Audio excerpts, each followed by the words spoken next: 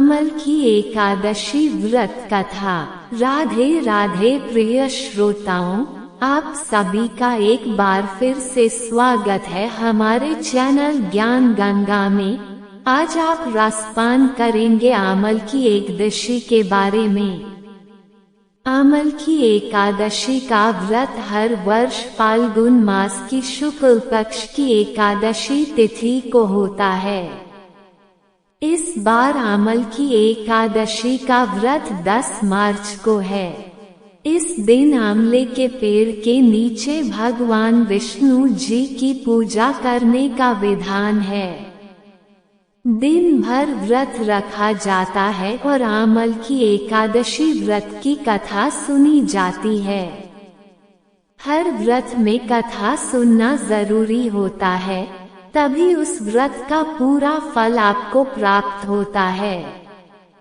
आमल की एकादशी व्रत करने से सभी पापों का नाश होता है और मोक्ष की प्राप्ति होती है। आइए सुनते हैं आमल की एकादशी की व्रत कथा। एक बार की बात है, एक वैदिक नाम का नगर था। उस नगर में ब्राह्मण, वैश्य, क्षत्रिय, शूद्र चारों वर्ण बहुत ही आनंद पूर्वक रहते थे। उस नगर में पापी, दुराचारी, नास्तिक कोई नहीं था। उस नगर में चैत्रारथ नाम के चंद्रवंशी राजा राज करते थे। वह राजा बहुत ही विद्वान और धार्मिक था। उस राज्य में कोई भी दरिद्र और कंजूस नहीं था। उस राज्य के सारे निवासी विष्णु जी के भक्त थे। वहाँ के निवासी वृद्ध से बालक तक सभी लोग एकादशी का व्रत करते थे। एक समय की बात है, फाल्गुन मास के शुक्ल पक्ष की आमल की एकादशी आए और उस एकादशी के दिन राजा, उसकी प्रजा, वृद्ध से लेकर बालक तक सबने पूरे हर्ष सहित एकादशी का व्रत किया। राजा अपनी प्रजा के साथ मंदिर आए और कुंभ स्थापित करके धूप, दीप, नैवेद्य, पंचरत्न आदि पूरे विधि विधान से राजा ने एकादशी का पूजन किया और उन सभी ने आमले के वृक्ष के नीचे भगवान विष्णु की स्तुति की। उन्होंने आमले का पूजन इस प्रकार किया। उन्होंने कहा, हे धात्री, तुम ब्रह्म स्वरूप हो। तुम ब्रह्मा जी के द्वारा उत्पन्न हो और समस्त पापों का नाश करने वाले हो। तुमको नमस्कार है। अब तुम मेरा अर्घ स्वीकार करो। तुम श्री रामचंद्र जी के द्वारा सम्मानित हो। मैं आपकी प्रार्थना करता हूँ, आप मेरे समस्त पापों का हरण करो। उस दिन रात को सबने जागरण किया और रात के समय उस जगह एक बहेलिया आया। वो बहेलिया महापापी और दुराचारी था। अपने परिवार को चलाने के लिए वो जीवों की हत्या करता था। उस दिन वो बहेलिया भूख प्यास से व्याकुल था, इसलिए कुछ भोजन की इच्छा में वो मंदिर के एक कोने में बैठ गया। मंदिर में भगवान विष्णु की कथा और एकादशी महत्म सुनने लगा।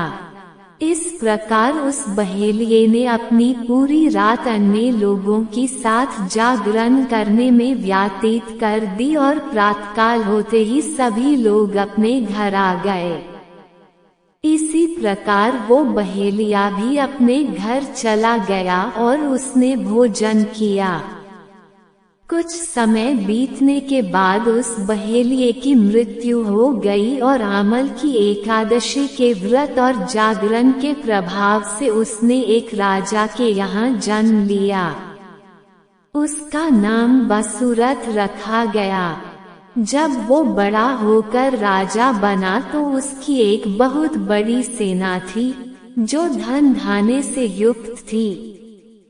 उसमें सूर्य के समान तेज था, क्रांति चंद्रमा के समान था, वीरता विष्णु भगवान के समान और क्षमा में वो पृथ्वी के समान था।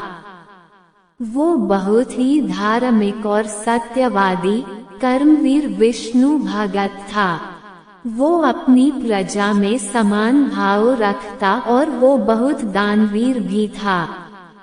एक दिन वो राजा शिकार खेलने गया। देवयोग से वन में वो रास्ता भूल गया और दिशा का ज्ञान न होने के कारण उसी वन में एक वृक्ष के नीचे जाकर सो गया। उसी समय पहाड़ से डाकू आए और राजा को अकेला देखकर मारो मारो बोलते हुए उस राजा पर टूट पड़े। डाकू कहने लगे कि इस राजा ने हमारे माता पिता को, हमारे पुत्रों को, सभी संबंधियों को मारा है, इसलिए इस राजा को देश से निकाल दिया गया है, इसलिए हमें इसे मार देना चाहिए। और ऐसा कहते हुए वो उस राजा पर अस्त्र शस्त्र का प्रहार करने लगे। उनकी अस्त्र शस्त्र राजा के शरीर पर गिरते ही नष्ट हो जाते और राजा को खुशबू के समान प्रतीत होते। उन डाकुओं के सभी अस्त्रों का उन पर उल्टा प्रहार होने लगा, जिससे वो सभी मूर्छित हो गए और उसी समय राजा की शरीर से एक दिव्य देवी प्रकट हुई। वो देवी बहुत ही सुंदर थी और सुंदर वस्त्रों और आभूषणों से अलंकृत थी और उन देवी की आंखों से लाल लाल अग्नि निकल रही थी। और फिर वो देवी उन डाकुओं को मारने दौड़ी और उन्होंने समस्त डाकुओं को मार दिया। जब राजा जगा और उन डाकुओं को मरा हुआ देखकर सोचने लगा कि इन शत्रुओं को किसने मारा है, इस वन में कौन मेरा हितैषी रहता है। जब राजा को ऐसा विचार आया और तभी आकाशवाणी हुई कि हे राजन, इस संसार में विष्णु भगवान के अतिरिक्त तेरी कौन रक्षा कर सकता है। इस आकाशवाणी को सुनकर राजा अपने नगर वापस आ गया और सुखपूर्वक राज करने लगा। तो ये थी आमल की एकादशी की व्रत कथा। जो मनुष्य इस एकादशी के व्रत को करता है उसकी सभी कार्य सफल होते हैं और अंत में वो विष्णु लोक को जाता है। आपको ये कथा कैसी लगी कमेंट करके जरूर बताएं और साथ ही आपके अपने चैनल ज्ञान गंगा को सब्सक्राइब करना ना भूलें।